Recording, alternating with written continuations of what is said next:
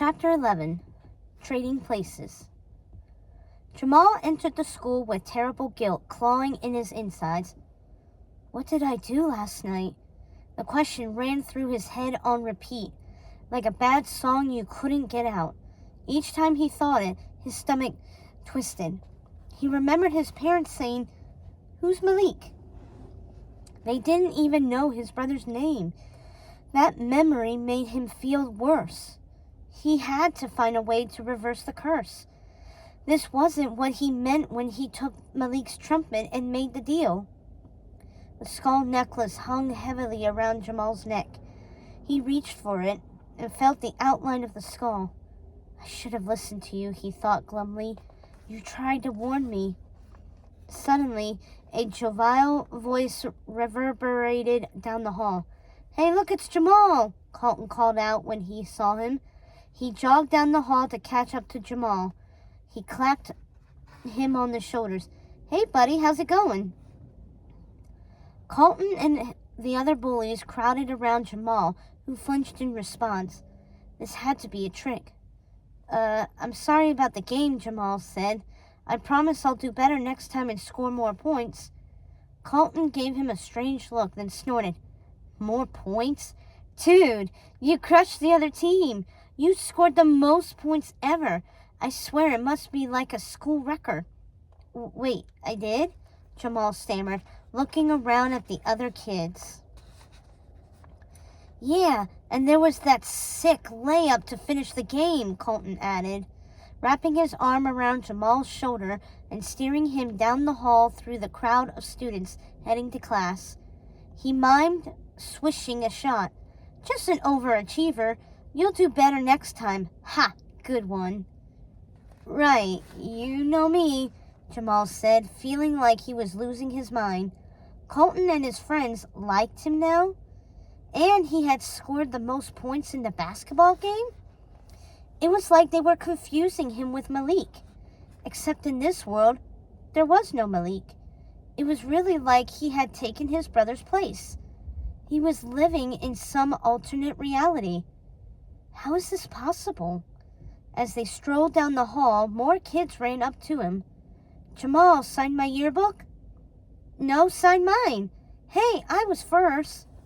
A pen was thrust into his hand, and yearbooks cracked open in front of him for his signature. The kids looked at him expectantly. He scrawled his name again and again, and then something strange started to happen. His guilt dissolved, replaced by a new feeling. Elation. Was that how his brother felt all the time? Like a social media star? Being noticed and standing in the spotlight was so much better than lurking in the shadows.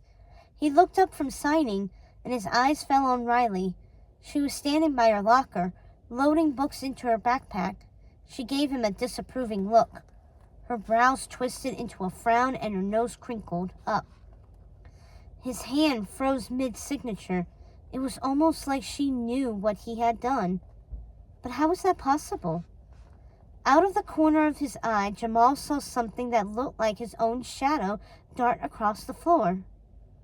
He blinked hard, and when he looked back, it was gone.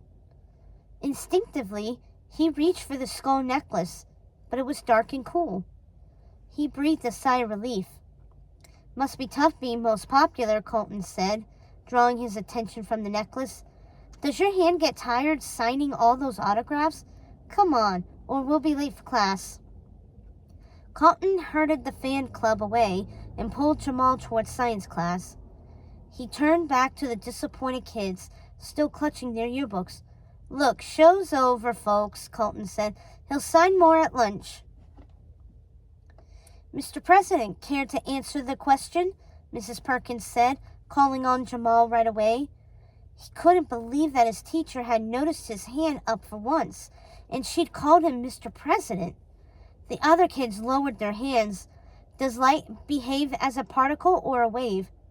Actually, according to Einstein's theory, it can behave like both, he replied. While Jamal always paid attention in class and usually knew the answers, he almost never got a chance to display his knowledge. Most of the time, his brother got called on. Very good. But I shouldn't be surprised by my best student, Mrs. Perkins said with a chuckle. By the way, congratulations on winning the election. I know you'll do a stellar job, just like you always do in my class. Thanks, Mrs. P, Jamal said, using his brother's nickname for their teacher, something he would never have done before. Only his brother had the charisma to pull that off. He half expected her to chastise him, but instead she blushed and chuckled. Oh, you're such a joker. Jamal couldn't believe it. A cockiness he had never known spread through him. It was like he could do anything, and everyone loved it. He turned back, hoping to catch Riley's attention. He suddenly felt like he could make a good impression, but she just glowered at him, then buried herself in her composition notebook. It was so weird. Before, he'd expect Riley to lose interest in him when she met his brother. That was what usually happened. People forgot he existed when Malik was around. Literally. But not Riley. Everyone else seemed charmed by him and loved him, but she couldn't care less. In fact, it was almost like she disliked him now. The dark magic spell had worked on everyone else. Why was Riley different? That was when he saw it again, the shadow slithering across the floor toward his desk. It passed Riley and headed straight for him, and then he heard a strange whisper. Help me, please. Jamal jolted in his seat, feeling the familiar guilt, but then the buzzer went off, signaling the end of class. Mrs. Perkins flipped on the lights, and the shadow instantly vanished in the flood of brilliance that washed over the classroom. Next up was English class, where Mr. Edwards practically begged him to stand up and read his short story, the one that had an A+ scrawled across it, to the entire class. Jamal read from his original composition, The Prince and the Frog. He reached the last line, and then they all lived happily ever after. The end. Before his voice died out, the whole class stood up and gave him a standing ovation. Future Pulitzer Prize winner right here, Mr. Edwards said, swiping away a tear. Wow, thanks, Jamal said, clutching his story and taking a bow. His cheeks flushed, and pride flowed through him. It was almost enough to wash away the guilt. At lunch, he ate with Colton at the popular table and signed more yearbooks until his hand ached. Then in gym class, he got picked first and scored the most points. They killed the other team, but Jamal kept noticing a strange shadow trailing him up and down the court.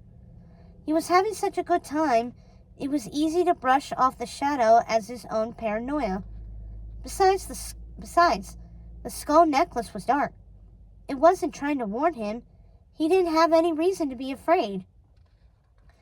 Wow, you did score more points today, Colton said, giving him an impressed look. You weren't kidding. I didn't think that was possible, but you couldn't miss. They headed for the locker room. He had no fears of another tighty-whities incident. No worries about getting bullied. This was hands down the single best day of his life. Or it would have been, he thought glumly, if my brother could have been here. Sorry, but it's my turn. Just this once. Then I'll fix it, Jamal whispered. I promise. I'll find a way to make it right. Talking to someone? Colton said, catching his eye. Jamal flinched. Just my shadow, he said with a nervous laugh. Always a joker, Colton replied. Come on, let's hit the showers. When Jamal, wrapped in a towel, entered the locker room and headed for the showers, he noticed something strange. The shadow was following him, the one he'd noticed trailing him all day long. Jamal's heart raced. It had to be the Shadow Man's doing. But what does Dr. Facilier want now? He darted into the shower and closed the curtain, but the shadow slipped underneath. It was shaped like a boy. The shadow reached its claw-like hands out toward Jamal. No, stay away, he hissed, backing up in fear. Automatically, Jamal reached for the skull necklace around his neck. It had protected him from the shadow monsters before, but it wasn't glowing. The eye sockets were dark. That was strange. It always warned him when Dr. Facilier was nearby. Why wasn't it working? The shadow monster cornered Jamal in the shower. The fingers stretched into sharp talons. It cracked its mouth open as if to devour him. A strange, raspy voice emerged. "Help me, little Jay." It was Malik.